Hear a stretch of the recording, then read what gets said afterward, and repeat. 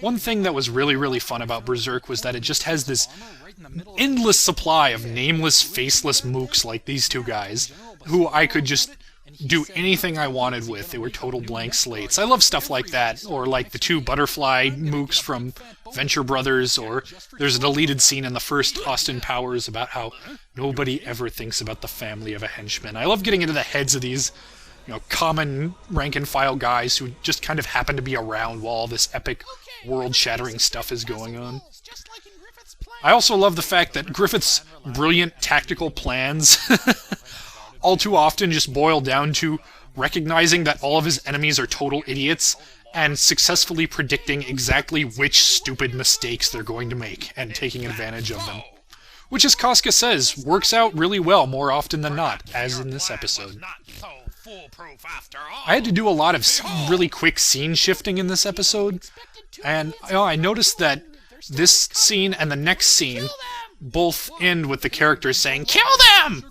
Which I think would have worked better if I'd thrown that in a couple more times and kind of lampshaded it a little bit, but oh well, hindsight being 20/20 and all that. And then this scene's just all filler lines, which I kind of got called on. That, "Oh, my shoulder spike" line. Somebody in the comments mentions, that seemed like the kind of line that's just in there to fill time, which, yeah, guilty as charged.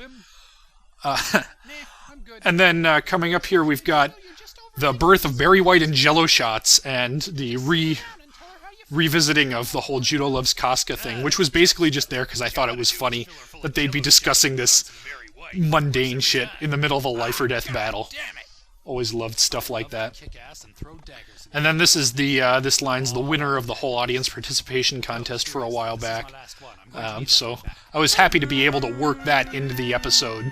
To the point where I think I chose that one as much because it flowed naturally into this episode as for any other reason. Hey, what do you know? Your secret weakness is the same as my grandmother's. That was bad. Jokes about grandmothers falling down flights of stairs. I'm a monster! What is wrong with me? I love Barry White, if you couldn't tell, and Marvin Gaye, and just all that classic make-out music that's just so utterly just right out there and unashamed to be what it is. That takes some balls. Music for people to fuck to. That's beautiful. Speaking of horrible, wrong humor, Rohypnol, for those who don't know, is more commonly known as the date rape drug. I'm a monster. I do like this transition here where the arrow turns into the shard of Gut's sword flying through the air. Thought that was a bit of decent editing on my part. And another example of a terrible pun that I only get away with by lampshading it. This bit with the Mario sound effects I was so worried about because the day this episode got posted was also the day that AMV Hell 4 came out, which had a very similar gag.